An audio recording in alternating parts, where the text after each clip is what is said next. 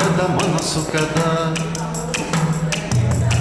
ఇది ఒక కథ మనసు కథ, ఇది ఆడిన వింత కథ, ఇది ఒక కథ తులసి కథ, తల వంచిన తల్లి కథ. అలా ఎలా అలా ఎలా అలా ఎలా అలా ఎలా. సిఆర్సి క్లబ్ రావులపాలెం వారు సమర్పించు నాటిక అలా ఎలా. కథారచన విక్టరీ వెంకటరెడ్డి గారు. నాటకీకరణ దర్శకత్వం శ్రీ గంటా రామమోహన్ రావు. తులసిగా లహరి, హరిగా హసన్, కానిస్టేబుల్గా గౌతమ్ రాజు గారు, సుబ్రహ్మణ్యంగా ఆక్వా శ్రీనివాస్, రాజేష్గా దుర్గారావు. సంగీతం ఈలామోహన్, రంగాలంకరణ రామ్మోహన్, ఆహార్యం సజ్జానంద్, లైటింగ్ సతీష్. ఇది సిఆర్సి వారి సమర్పణ.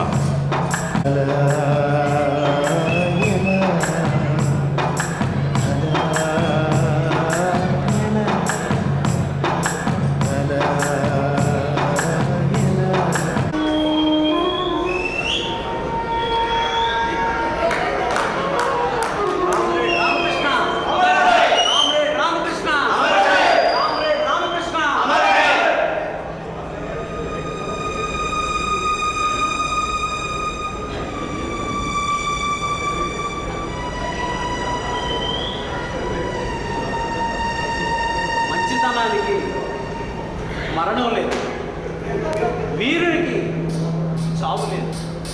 అందుకే మన రామకృష్ణ మరణించి 4 సంవత్సరాలైనా ఇంకా మన మధ్యనే ఉన్నట్టున్నాడు, మన గుండెల్లోనే ఉన్నాడు. అవును, ఎప్పుడూ చిరునవ్వులు చిందిస్తూ మన కోసం, మన శ్రేయస్సు కోసం పాటుపడుతూ, నిరంతరం యాజమాన్యం వారితో పోరాడుతూ మనకెంతో మేలు చేసిన ప్రమాదవశాత్తు మా మధ్య లేకపోయినా మేము మీకు, మీ కుటుంబానికి చెవితోటి వాదులుగా ఉంటూ మీకు దగ్గరగా ఉండమని తెలియజేయడానికి ప్రతి సంవత్సరం మీ జన్మదిన వేడుకలు ఇలా మీ ఇంట్లో జరుగుతుంది. Comrade Ramakrishna, comrade Ramakrishna, comrade Ramakrishna.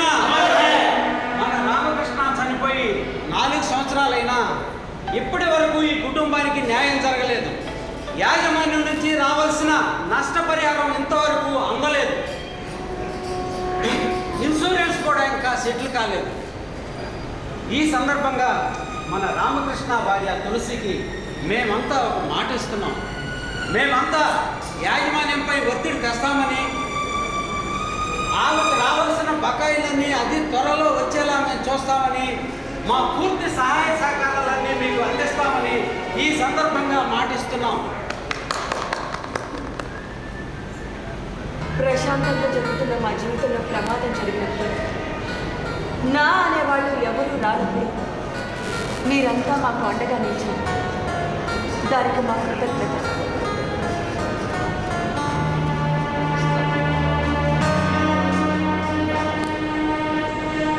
వెళ్ళొస్తాం.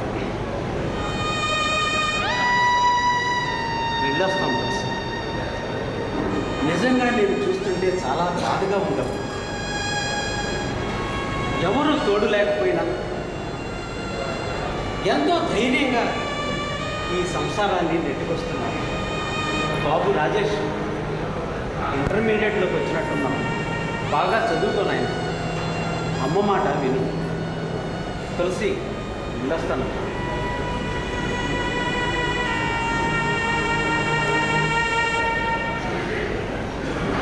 తులసి, నేను వస్తూ ఉంటాను.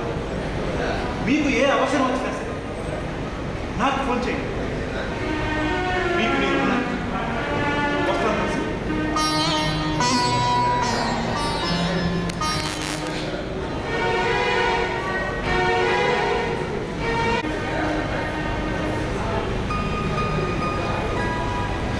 అమ్మా, అమ్మా, నా బెల్ట్ ఎక్కడుందమ్మా?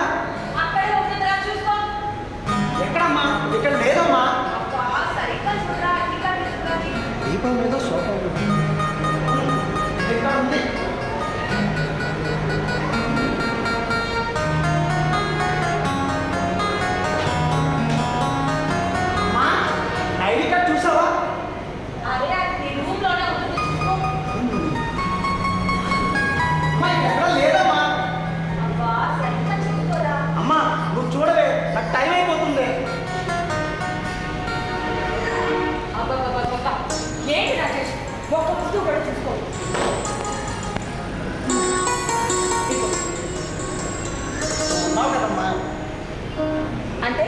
నీ ఐడి కార్డు, బెల్ట్, నీ డ్రెస్సులు అన్నీ నేనే చూసి పెట్టాలా? తప్పదు కదమ్మా. నీ పనులు నువ్వు చూసుకోవాలి. నీ పనులు కూడా నేను చూస్తారా చెప్పు. కాలేజ్ నుంచి రాగానే ఏ వస్తువు ఎక్కడ పెట్టుకోవాలో అక్కడ పెట్టుకోవాలి. ఏ రోజైనా నా మాట విన్నావా? ఎక్కడ పడితే అక్కడ పడేస్తావు. చూడు, నీ పనులు చూసుకోవాలి. నేను ఉద్యోగానికి వెళ్తున్నాను కదా, నా పనులు అన్ని చూస్తాను. నేను ఇలా చేస్తాను. ఇవాళ నుంచి నీ పనులు అమ్మా, ఇక్కడ నుంచి ఒక పని చెయ్యి. ఇంకెప్పుడు నాకు పదే పదే చెప్పకు. నేను ఏది అడిగితే తీస్తూ ఉండు. ఇంకా నాకు పదే పదే చెప్పాల్సిన పని ఉండదుగా. ఓకే? చూడన్నా, నీ పనులు చూసుకోవాలి. మనకు మాత్రం ఎవరున్నారు చెప్పు. నాకు నువ్వు, నీకు నీ అవునమ్మా, నేను అదే నేను అడుగుదాం అనుకుంటాను. నాన్న చనిపోయి అప్పుడే 4 సంవత్సరాలు అయింది కదా. ఈ 4 సంవత్సరాల్లో మనం ఎలా ఉన్నామో, ఏం చేస్తున్నామో అని ఒక్కరు కూడా కనీసం మనం చూడటానికి కూడా రాలేదేంటమ్మా? మనకి ఎవరు లేదు.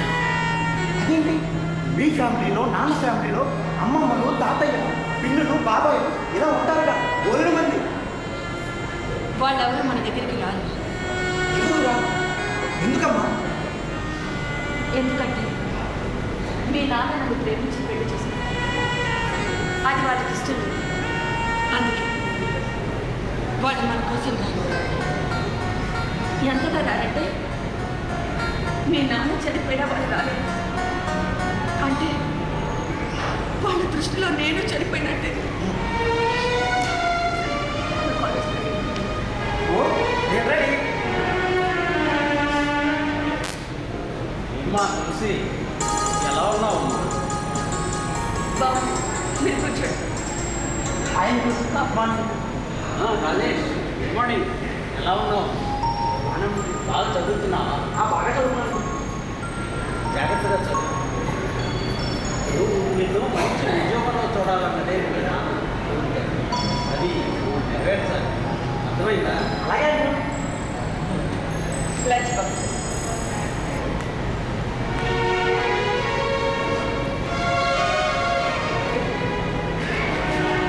అమ్మా, నేను కాలేజీకి వెళ్ళొస్తా.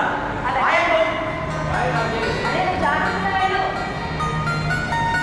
నాకు తెలిసి ఈ కాయగూరలు తీసుకోమ్మా. మన ఇంట్లో పండినవి నీకోసమే తీసుకొచ్చాను. ఎందుకంటే ఇంత బాధ అంత దూరం నుంచి తీసుకురావాలి. దూరం ఏముందమ్మా? దూరం అనేది మన నివాసాల మధ్య కానీ మన స్నేహం మధ్య కాదమ్మా. ఆయన చనిపోయినప్పటి నుంచి మీరంతా మాకు ఎంతో అండగా నిలిచారు. చూడమ్మా, మేము ఎప్పుడూ నీకు అండగానే ఉంటాం. నీకు ఏ అవసరం వచ్చినా నాకు వెంటనే కాదు, నాకు చేతనైనంత సహాయం నీకు చేస్తాను. అన్నట్టు నువ్వు ఏదో ఉద్యోగం చేస్తున్నావని విన్నాను. ఎక్కడేంటి? అవునండి, ఒక చిన్న ఆఫీస్లో ఉద్యోగం చేయాలి. ఈ పరిస్థితుల్లో తప్పదు కదా. తప్పదులేమ్మా. కొన్నాళ్ళు రాజేష్ చదువు పూర్తయి ఏదో ఉద్యోగం వచ్చే వరకు నీకు ఈ ఇంట్లో విశ్రాంతి కాస్త తక్కువగానే ఉంటుందమ్మా. అవును, రాజేష్ ఎలా చదువుతున్నాడు? ఇంట్లో బాగానే ఉంటున్నాడా? కాలేజీ నుంచి ప్రిన్సిపాల్ గారిని, లెక్చరర్ గారిని ఏమన్నా ఫోన్ చేస్తున్నాడా? లేదండి, బాగానే ఉన్నాడు. రోజు కాలేజ్ నుంచి వచ్చాక కాసేపు చదువుకుంటున్నాడు. ఆ తర్వాత ఫోన్లో ఏవో రేసులని అవి చూస్తూ ఉంటాడు. ఎప్పుడు అడిగింది రాత్రి గురించి ఎందుకు అడుగుతున్నారు? ఏమి లేదమ్మా, యూత్ కదా, కాలేజీ అన్నీ నేర్పిస్తుంది. కాకపోతే అది మంచా చెడు అన్నది మనం చూసుకోవాలి. అసలు వాళ్ళకి అంత అవగాహన ఉండదు, ఏమన్నా ఈ ఆలోచించే తీరిక ఉండదు. ఇప్పుడు అంత ఫాస్ట్ కదమ్మా. అందుకే అది సరే, అంటే వాడు ఏమైనా తప్పుగా బిహేవ్ చేస్తున్నాడా? అలా అని కాదు, కానీ చాలా ఖరీదైన స్నేహాలు చేస్తున్నాడమ్మా. మన ఊరి ప్రెసిడెంట్ రామనారాయణ గారి అబ్బాయితోనూ,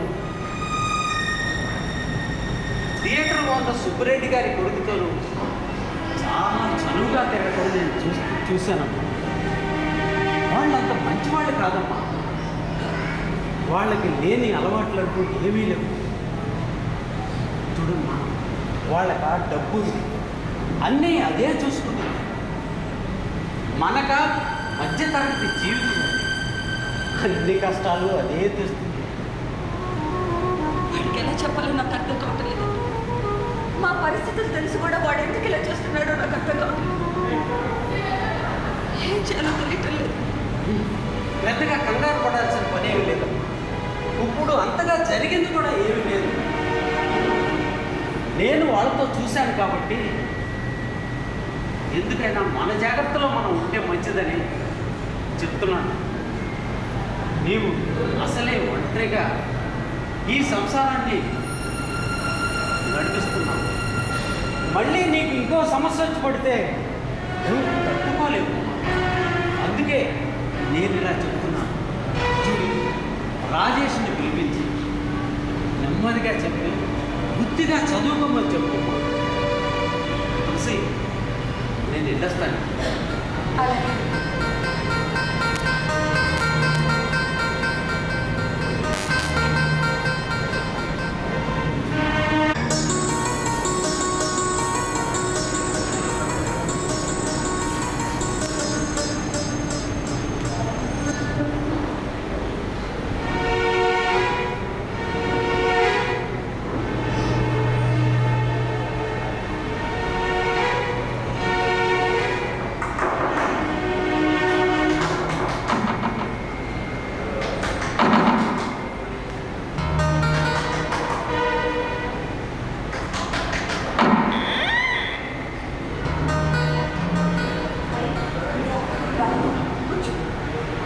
అరగంట ముందే వచ్చాను. తలుపులు వేసి ఉండేసరికి అలా బజార్ దగ్గర వచ్చాను. ఇప్పుడే వచ్చాడు. ఆఫీస్లో కాస్త లేట్ అయింది, ఇప్పుడే వచ్చాను. అయినా ఎందుకు ఈ ఉద్యోగం చెప్పు? ఉదయం నుంచి సాయంత్రం వరకు అక్కడ పని చేసి చేసి చేసి మళ్ళీ ఇంటికి వచ్చి ఇక్కడ ఆ పని ఈ పని చూస్తుంటే నీ ఆరోగ్యం ఏమైపోతుంది? మానేయచ్చు. చూడు హరి, ఒక ఆడది, అందున భర్త లేని ఆడది బయటకు వచ్చి ఉద్యోగం చేస్తుందంటే ఎలాంటి పరిస్థితుల్లో ఎలాంటి అవసరాలకు చేస్తుందో తెలిసి అడుగుతున్నావా, లేకపోతే నాన్నతో చెప్పించాను? తెలుసు, నీ గురించి నీ సమస్యల గురించి మొత్తం తెలుసు. అందుకే నీ దిక్కుమల ఉద్యోగం నీకెందుకని నేను అదే నువ్వు అడిగినప్పుడల్లా నేను నీకు డబ్బులు సర్దలేనా? ఎవరి దగ్గర డబ్బులు తీసుకోవాల్సిన అవసరం లేదు. అయినా రామకృష్ణ భార్యకి అంత గతి పట్టలేదు. అంత పెద్ద పెద్ద మాటలు ఎందుకే కానీ ఏ రోజు ఎలా ఉంటుందో మనకు మాత్రమే తెలుసు. నీకు ఇలా జరుగుతుందని మనం ముందుకైనా ఊహించగలిగామా? లేదే. రేపు బాగుండాలి అంటే ఈరోజు మన చేతుల్లో ఉన్నాయి. అంటే అంటే అంటే ఏముంది? రేపు రాజేష్ని మంచి ఉద్యోగంలో చూడాలన్నా కొన్ని బాగా చదివించాలి, మంచి మంచి కోర్సులు చేయించాలి. అందుకు నువ్వు చేసే ఈ చిన్న చిన్న ఉద్యోగాలు సరిపోదు. అందుకు నువ్వు వేరేగా ఆలోచించాలి, కొంచెం మారాలి. అంటే ఎలా? ఎలా అంటే అది నా మార్పు గురించి నువ్వేం చెప్తావో కానీ నీలో మాత్రం చాలా మార్పులే వచ్చాయి.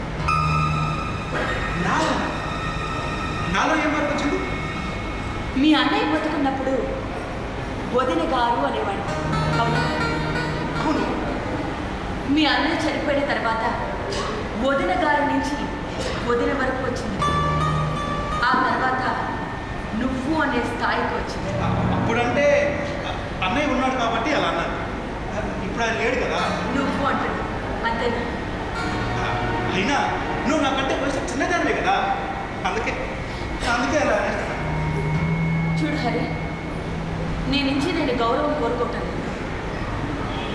నీ మీద గౌరవాన్ని కోల్పోవద్దు అంటున్నాను. అంటే ఇప్పటికే చాలా మార్పులు వచ్చాయి, ఇంకా మారవద్దు అంటున్నాను. అసలు నేను చెప్పేది ఏంటంటే చూడు, ఇది నా ఇల్లు, నా జీవితం, నా ఉద్యోగం. ఇందులో ఎవరి ప్రమేయం అక్కర్లేదు. కానీ నేను అలా అనుకోవడం లేదు. నా ప్రమేయం ఉంది అని అనుకుంటున్నాను.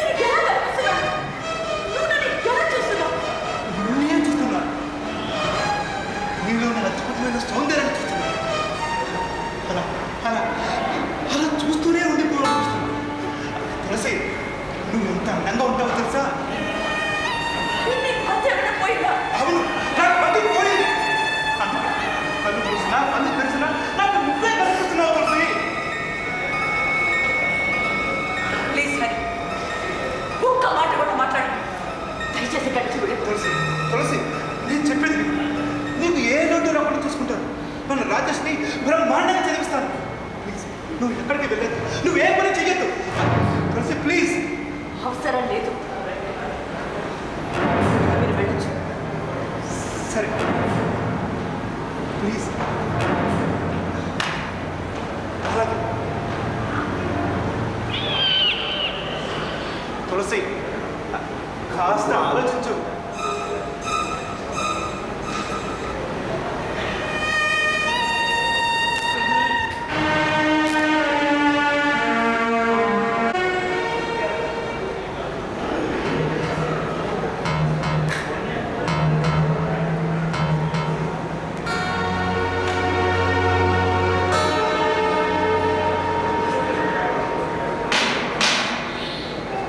రామకృష్ణ గారు వెళ్ళిందేనా? అవునండి, మీరు కనపడలేదా? పోలీస్ ఈయనెవరు? మా వారు రామకృష్ణ. మీ పేరు? తులసి. ఆయన చూస్తే అప్పుడే ఫ్రేమ్లోకి వెళ్ళిపోయాడు, మీరు చూస్తే మంచి ఫామ్లో ఉన్నట్టున్నారు. ఆ యాక్సిడెంటా? అవునండి, మీరేంటి ఇలా వచ్చారు? మీరు అడిగితే పోలీసు చెప్పడం, పోలీసుని చెప్పి మీరు వినాలి. అర్థమైందా? సరే, ఎందుకు వచ్చారు చెప్పండి. కరెక్ట్. ఇప్పుడు దారిలో వచ్చారు. నేనెవరు? పోలీస్. నా డ్యూటీ ఏంటి? శాంతి భద్రతలను కాపాడాలి. కదా, అది బయట ఉన్నప్పుడు. అదే ఎవరింటికైనా వెళ్ళామనుకో, ఆ ఇంట్లో శాంతి లేనట్టు, భద్రత లేనట్టు. ఇది అర్థమైందా? నేను ఇక్కడికి ఎందుకు వచ్చానా? సార్ ఒక్క మాట, మీరు ఏదో పొరపాటు వచ్చినట్టు ఇక్కడ అంతా బాగానే ఉంది. ఏంటి? నేను పొరపాటు చేయటమా? నేను రాంగ్ ప్లేస్కి వెళ్ళటమా? నా సర్వీసులోనే లేదు. చూడమ్మా, మేము ముందు కరెక్ట్ ప్లేస్కే వస్తాం, తర్వాత దాన్ని రాంగ్ ప్లేస్కి మార్చేస్తాం. అది మా టాలెంట్ అన్నట్టు. మీ ఇంట్లో రాజేష్ గారు అంటున్నారా? ఎవరమ్మా? మా అబ్బాయేనండి. మీ అబ్బాయా? ఇప్పుడు అర్థమైందా నేను కరెక్ట్ ప్లేస్కే వచ్చినట్టు? సార్ గారు ఉన్నారా? ఉన్నాడు. మా అబ్బాయి గురించి అడుగుతున్నారు దేనికండి? ఏం జరిగింది? చూడమ్మా, అసలు ఇలా పిల్లల్ని వెనకేసుకొచ్చే మీ తల్లిదండ్రులని కట్టేసి ఆ బొక్కలో వేసి పిల్లల్ని ఎలా పెంచాలో అని ఈ లాఠీ తీసుకుని ట్రైనింగ్ ఇస్తే అప్పుడు ఈ దేశం బాగుపడుతుంది, మాకు రెస్ట్ మిగులుతుంది. అర్థమైందా? అసలు ఏమైందో చెప్పండి సార్. చెప్తారమ్మా, మెల్లగా చెప్తారు. కానీ సార్ గారు ఏం చదువుతారు? ఇంటర్మీడియట్ అండి. ఇంటర్మీడియట్ అంటే జస్ట్ 10th క్లాస్. ఏమండి, ఇక్కడే కుర్రాళ్ళు దగ్గర రెచ్చిపోతున్నారండి. ఆ రోజుల్లో మేము ఎలా చదువుకున్నామండి? గంజి దాగి స్కూల్కి వెళ్ళేవాళ్ళు, ఇప్పుడు గంజాయి లాగిస్తేనే కానీ స్కూల్కి వెళ్తే అర్థం వెళ్ళిపోయారు కదా. మా వాడు అలాంటి వాడు కాదండి. మీరు ఎక్కడ పొరపాటు పడుతున్నారు. చూడమ్మా, ముందు మీ వాడు పిలు, నీ ముందే ఎఫ్ఐఆర్ రాస్తారు కదా, అప్పుడు నీకు తెలుస్తుంది. అర్థమైందా? సార్, మీరు పొరపాటు పడుతున్నారు సార్. వాడు అలాంటి వాడు కాదు. ఉండండి, పిలుస్తారు. నానా, మీరు పిలుస్తారు.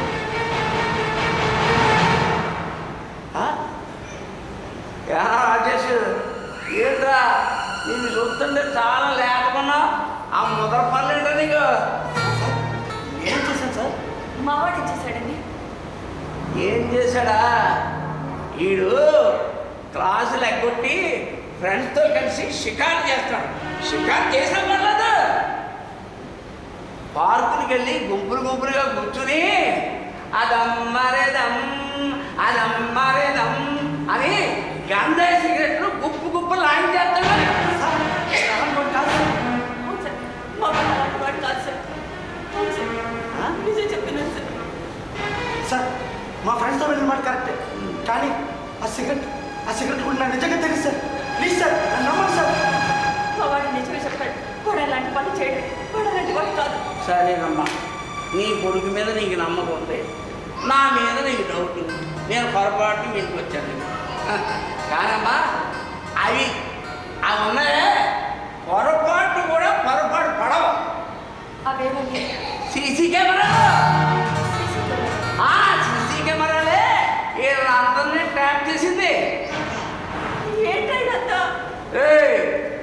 తర్వాత మీ అమ్మతో ముచ్చటించింది కానీ ముందు స్టేషన్కి వెళ్దాం పదా.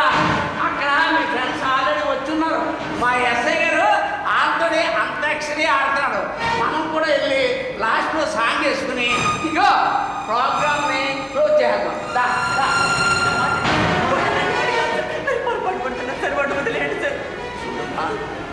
నేను చూస్తుంటే నాకు చాలా జాలేస్తాను.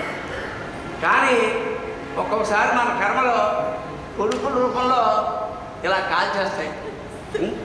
అందుచేత నువ్వేమన్నా చెప్పదలుచుకుంటే స్టేషన్కి వచ్చి ఎస్ఐ గారితో చెప్పు. మా ఎస్ఐ గారు నవరస నటన సార్వభౌముడు. మూడు బాగుంటే కామెడీ చేస్తాడు, లేదంటే ఇదిగో ఈ లాఠీతో ట్రైనింగ్ ఇస్తాడు. మధ్యలో అలా కాకుండా ఇదిగో ఇది కొట్టే వరకు కామైపోతాడు. అర్థమైనా? రావే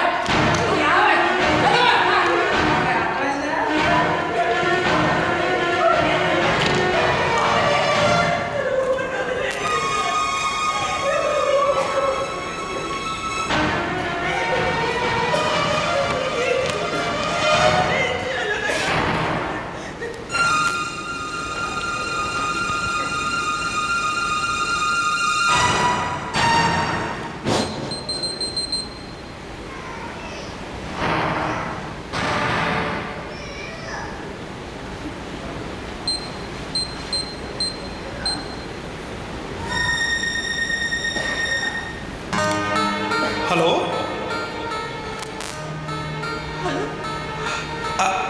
తులసి నువ్వా? వాహ్, ఇంకో 4 రోజుల వరకు కనీసం కాలు కాదు కదా ఇంటికి వచ్చినా మాట్లాడమనుకున్నాను. ఏంటో చెప్పు తులసి. మరి రాజేష్ పోలీసులు తీసుకెళ్ళారా? ఎందుకు? వాడేదో తప్పు చేశాడని చెప్తున్నాడు. నాకెందుకో కంగారుగా ఉంది. అలాగా? నువ్వేం కంగారు పడక తులసి. ఒకసారి నువ్వు స్టేషన్కి నువ్వు ముందు ఏడు బాబాయ్, నేను వెళ్తున్నాను. ఓకే, నేను ఉన్నాను కదా, నేను చూసుకుంటాను. ఓకే.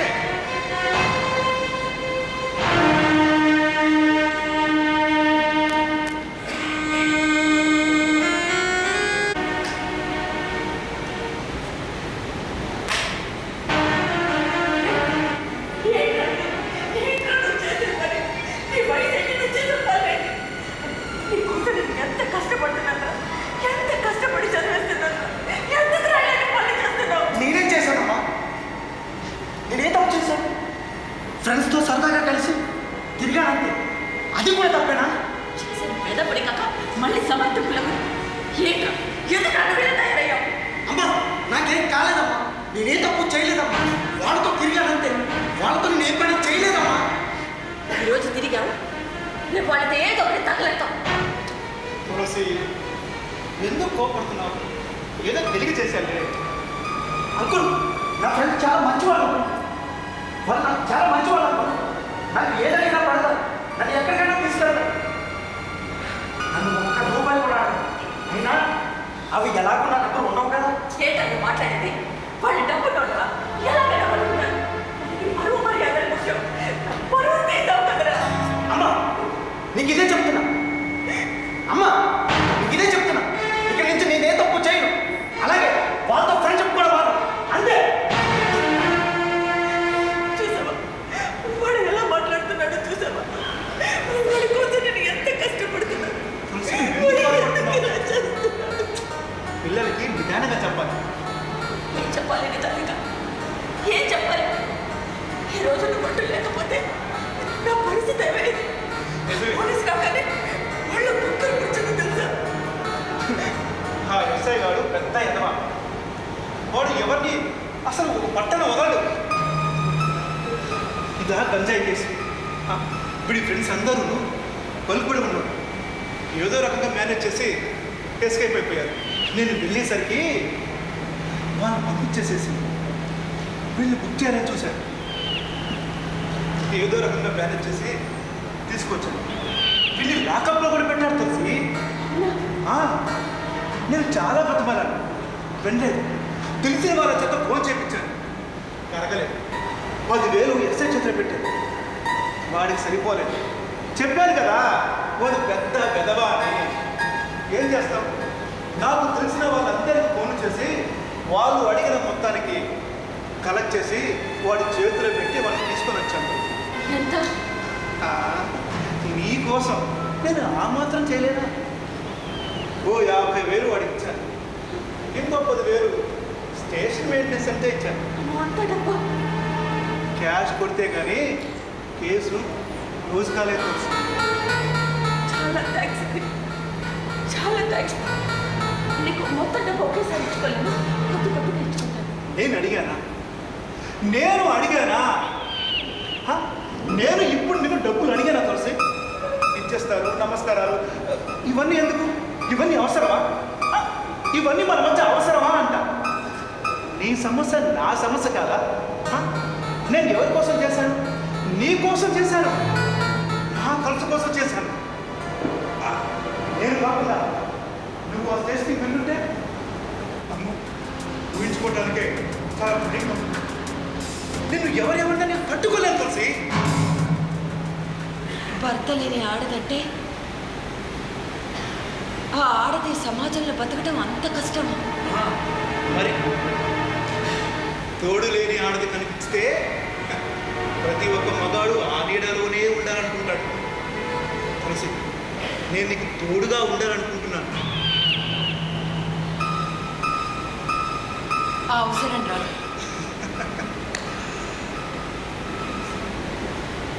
చూద్దాం చూద్దాం తులసి.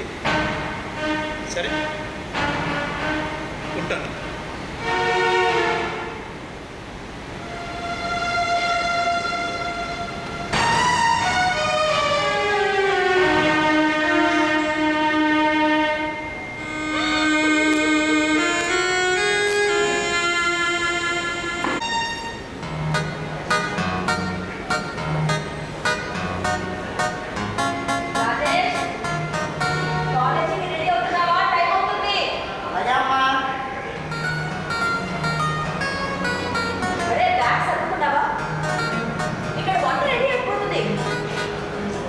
లంచ్ బాక్స్ తీసుకొచ్చేస్తున్నాను, రెడీయేనా?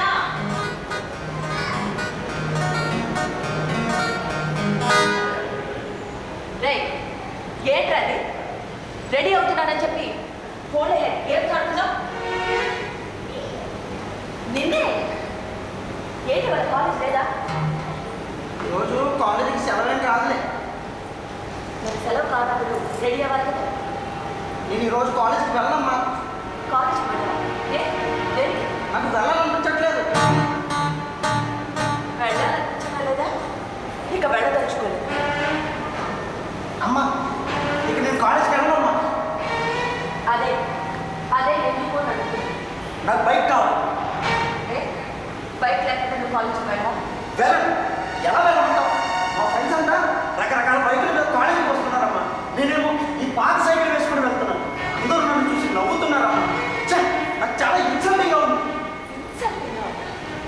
మన పరిస్థితులు తెలిసి కూడా నువ్వు మాట్లాడుతున్నావా? మన పరిస్థితులు బాగాలేనప్పుడు నేను మాత్రం చదవడం ఎందుకమ్మా? అనవసరం. నేను చదువు మానేసి ఏ పనికో పోతాను.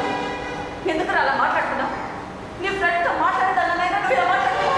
అమ్మా, నువ్వేమో అందరిలో నేను చదవాలనుకుంటావు, కానీ నాకేమో అందరిలో ఉండాలనిపిస్తుందమ్మా. నువ్వు అందరిలో ఉండటం తప్పు కాదు. నువ్వు పోటీ పడాల్సింది బైక్ రేసుల్లో, కారు రేసుల్లో కాదు, చదువులో పోటీ పడు. ఏంటి ఉదయాన్నే అందరూ సీరియస్ డిస్కషన్లో ఉన్నారు?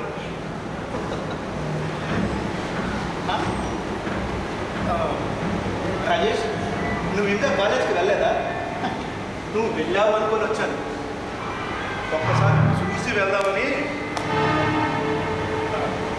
విషయం ఏంటో చెప్తే నేను కూడా ఏం చేయాలో చెప్తాను. ఒకప్పుడు 10 మందికి చెప్పే స్థాయిలో ఉండేవాడు. ఇప్పుడు ఇంకొకరు చెప్తే వినాల్సి వస్తుంది. నువ్వు కాలేజ్కి వెళ్ళు, బైక్ సంగతి తర్వాత చూస్తాను. అమ్మా, నా బైక్ కాలేజ్కి వెళ్ళమ్మా, అంతే. అర్థమైంది, నాకు విషయం పూర్తిగా అర్థమైంది. నీకు బైక్ కావాలి అంతే కదరా? దానికోసం చదువు మాట ఎందుకు ఫులిష్గా? అలా చెప్పుంటాను మా మమ్మీకి. నేను ఇవ్వడిగా ఒక్క బైకే కదా. నేను మాట్లాడతాను కదా. చూడు తులసి, ఈ వయసులో వాడికి ఇలా అనిపించడం సహజమే. ఏ వయసులో తీరాల్సిన ముచ్చట ఆ వయసులో తీరాల్సిందే. లేకపోతే ఇలానే పరిస్థితి అయిపోతాయి. అరే రాజు, నీకు ఏ మోడల్ కావాలో సెలెక్ట్ చేసుకోరా. బైక్ నిజం రా. కాకపోతే మీ మమ్మీ ఎస్ అంటే రెడీ. అమ్మా అంకుల్ చాలా మంచివాడు, బైక్ కొంటా అంటున్నారు. అమ్మా నువ్వు అనమ్మా, ప్లీజ్ అమ్మా. నా పరిస్థితి నీకు ఎలా చెప్తే అర్థమవుతుందా? ఎందుకు ఇలా చేస్తాను? ఎలా చెప్పగలను? అమ్మా నువ్వు కొనమంటే కొను, అంకుల్ కొంటానంటే వద్దంట. నీ కాలేజీకి వెళ్ళను. తులసి, ఎందుకు అలా బాధపడుతున్నావు? చూడు ఎలా అయిపోయాడు. ఇప్పటికే మీరు మాకు చాలా సాయం చేశారు. మా రుణాన్ని మాత్రం కట్టాను.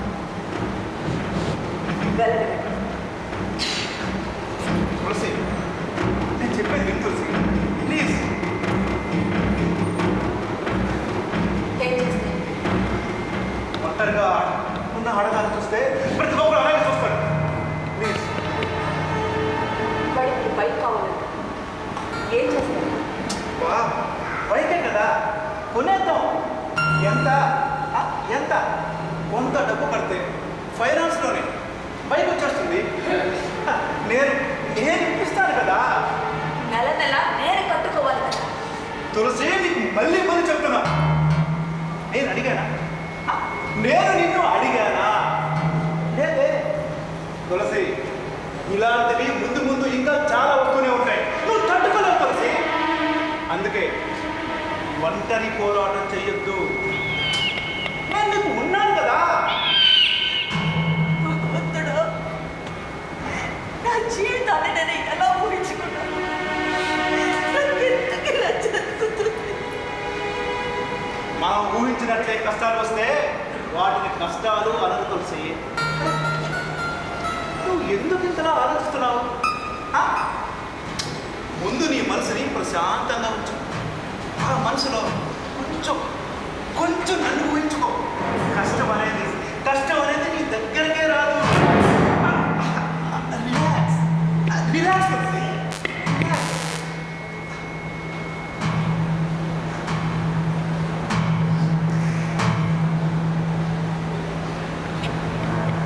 చూడు, చావనైనా చేస్తాను కానీ నేను మాత్రం తెచ్చాను. తులసి, ఒక్కసారి ఆలోచించు. కూల్గా ఆలోచించు. మర్యాదగా చెప్తున్నాను, ఇక్కడి నుంచి బయటపడి.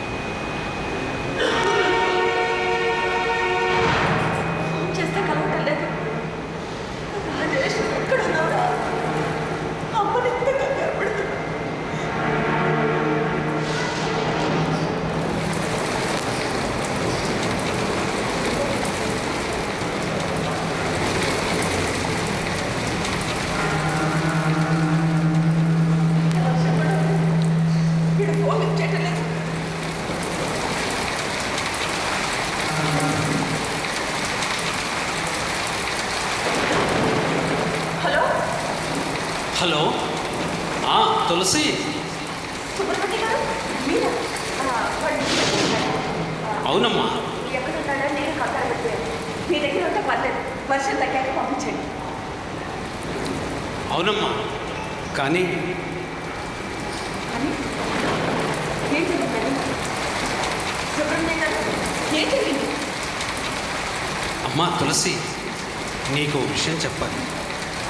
రాజేష్ ఇప్పుడు నీతో మాట్లాడే స్థితిలో లేడు. ఏమండి? చూడమ్మా తులసి, రాజేష్కి యాక్సిడెంట్ అయింది. ఎలా ఉన్నాడండి? ఇప్పుడు ఎలా ఉన్నాడు? గాయాలు ఏమైనా తగిలాయా? పెద్ద దెబ్బలు ఏం కాదు కదా? వాడు బాగానే ఉన్నాడు కదా? Hello hello. బైక్ మీద స్పీడ్గా వెళ్తుంటే ఎదురుగా ఉన్న లారీ ఢీకొట్టిందంట.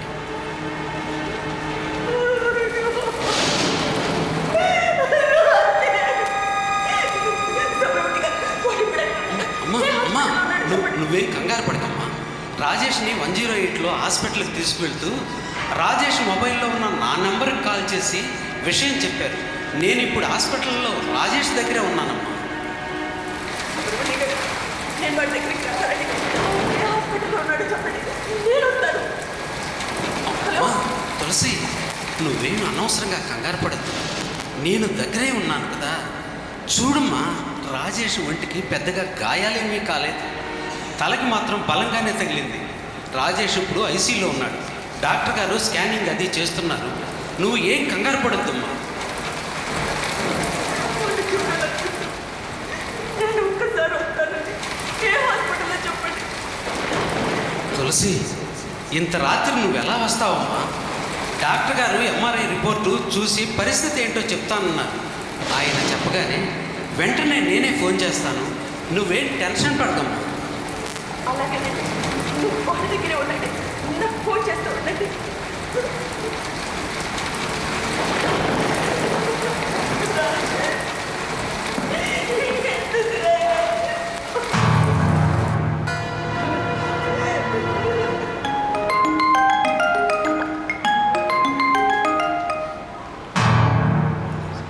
అమ్మా తులసి, సుబ్రహ్మణ్య గారు చెప్పండి. తలకి కొద్దిగా బలంగానే తగిలిందంట. బ్రెయిన్లో కొద్దిగా బ్లడ్ క్లాట్ అయిందంట. ట్రీట్మెంట్ స్టార్ట్ చేశారు. కాకపోతే 24 గంటలు అబ్జర్వేషన్లో ఉంచాలన్నారు. చూడమ్మా, ప్రస్తుతం తాను స్పృహలో లేడు. రేపు ఉదయం వరకు సరిగ్గా స్పృహలోకి రాకపోతే వెంటనే ఆపరేషన్ చేయాలన్నారమ్మా. అవునమ్మా.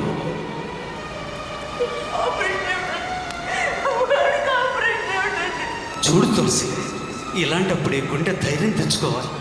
అన్నిటికీ ఆ భగవంతుడే ఉన్నాడమ్మా. నేను వస్తాను. నేను వాడిని చూడాలనిపిస్తుంది.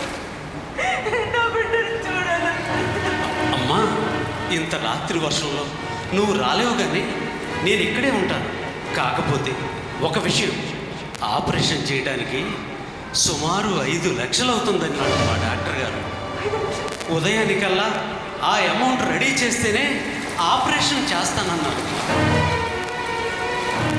5 లక్షలు? అవి నేను సర్దుతానండి. నేనేదో ఒకటి చేసి. అదే నాకు ఏం తోచడం లేదు. కానీ మనకు టైం లేదు. రేపు ఉదయం కల్లా మనం డబ్బు కావాలి. అప్పుడే మన రాజేష్ మనకు దక్కుతాడు. చూడమ్మా, నేను నా ప్రయత్నం చేస్తాను. నువ్వు కూడా నీ ప్రయత్నం చేయాలి. చూద్దాం. నా ప్రయత్నంలో నేను ఉంటాను. మీరు బాబు దగ్గర ఉండండి. అలాగే. బాబు దగ్గర ఉండండి. అలాగే తల్లి. నేను వస్తాను.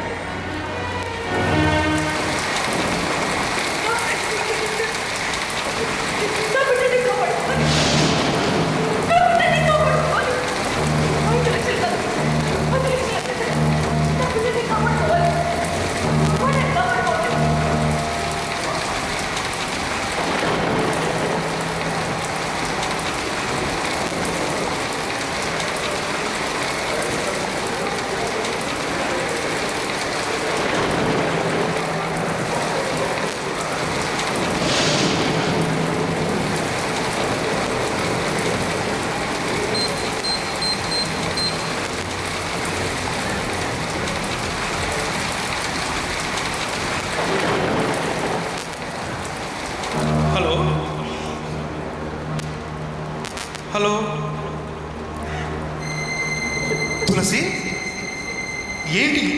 కాల్ చేశావు?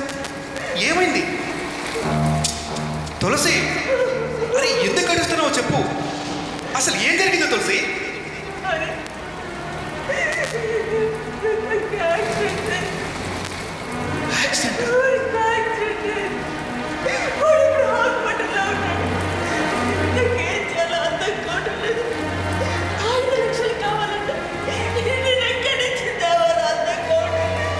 తులసి నువ్వు కంగారు పడకు తులసి, నేనున్నానుగా, నేను చూసుకుంటాను తులసి. నేను ఇప్పుడే వస్తున్నాను. వస్తున్నాను.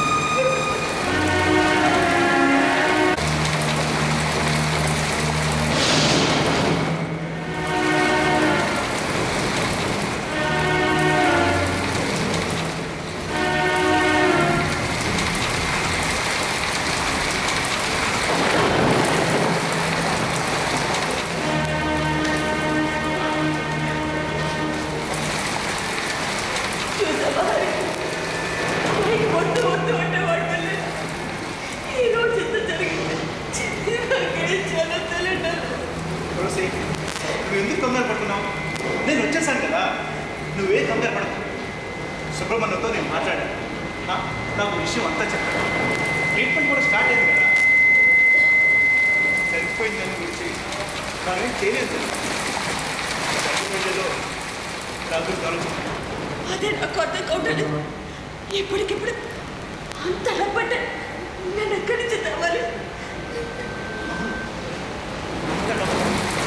5 లక్షలు ఇప్పటికిప్పుడు నువ్వు ఎలా తాగలవు? కానీ నువ్వు తాగలవు. ఆ డబ్బు నీకు వస్తుంది తులసి, వస్తుంది. ఎందుకో తెలుసా? నీకు నేను ఉన్నాను కదా. రాజేష్ ప్రాణానికి నా ప్రాణం అట్టేస్తాను. డాక్టర్ గారికి డబ్బు నేను ఇస్తాను.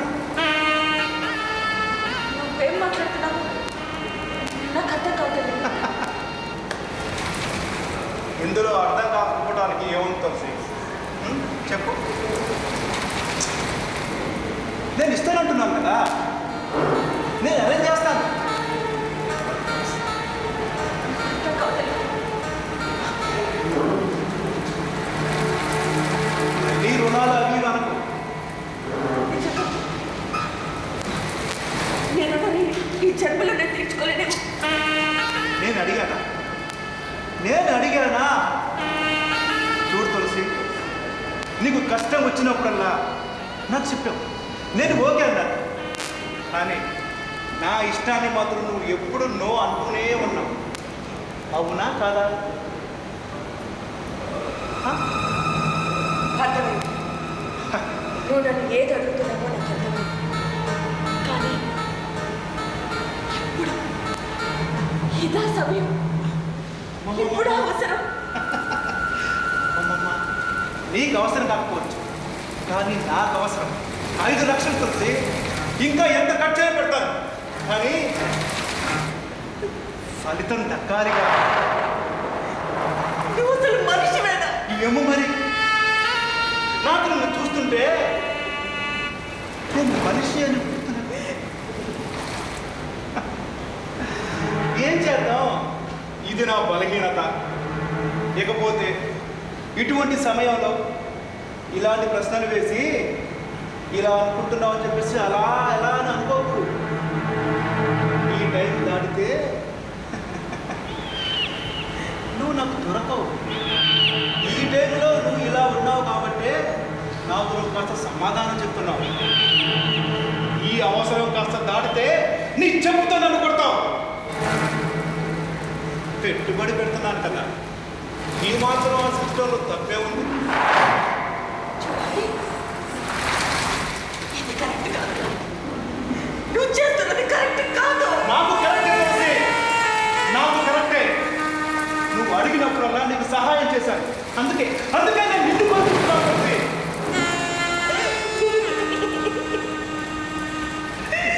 అయ్యో భగవంతుడా.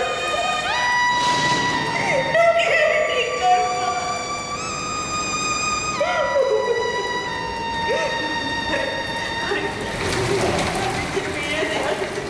ఇందాక నా బిడ్డ కావాలి. నా బిడ్డను పంపించు ప్లీజ్. ఇదే ఆలస్యం, ఇదే ఆలస్యం తులసి. నీకు నీ కొడుకు కావాలి, నాకు నువ్వు కావాలి. ఒప్పుకోక తప్పదు, ఒప్పుకోవాలి తులసి. నువ్వు ఉప్పు అన్నావంటే ఇది వర్షం కురిసిన రాత్రిగా ఫీల్ అవుతాను.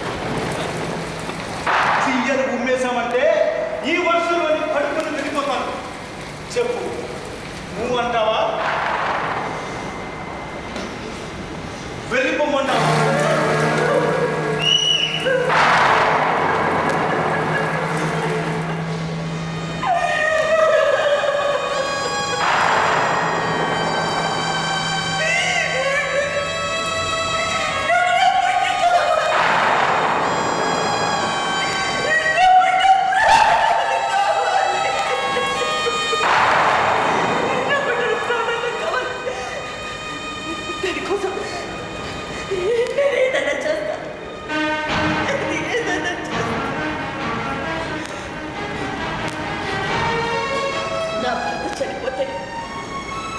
సగం చనిపోయాను,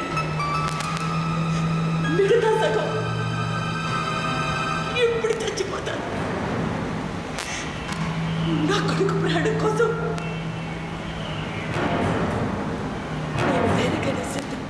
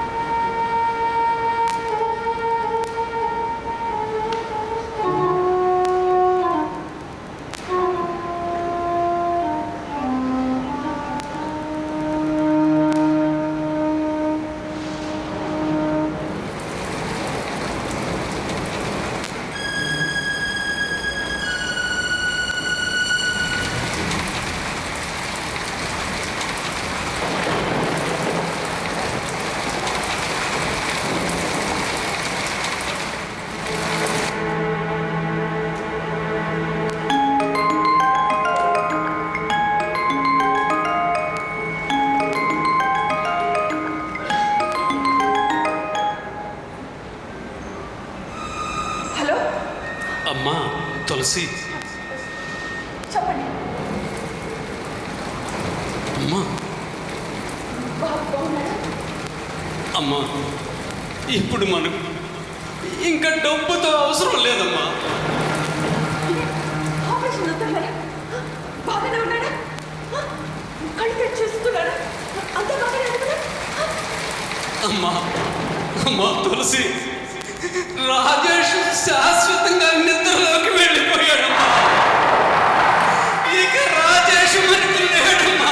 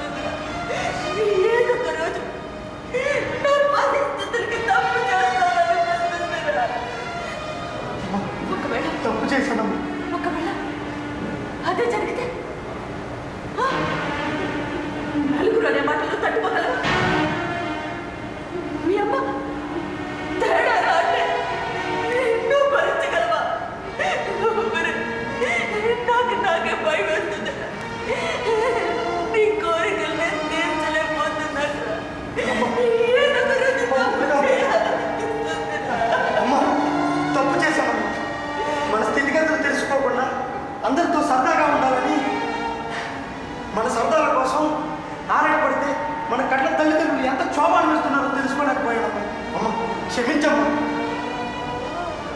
రాజేష్, నువ్వే దగ్గర చాలా మంది పిల్లలు బాధ్యత లేకుండా బతుకుతున్నారు. వాళ్ళ వల్ల తల్లిదండ్రులు చుట్టాలు ఎన్ని ఇబ్బందులు పడుతున్నారో వాళ్ళకి అర్థం కావట్లేదు.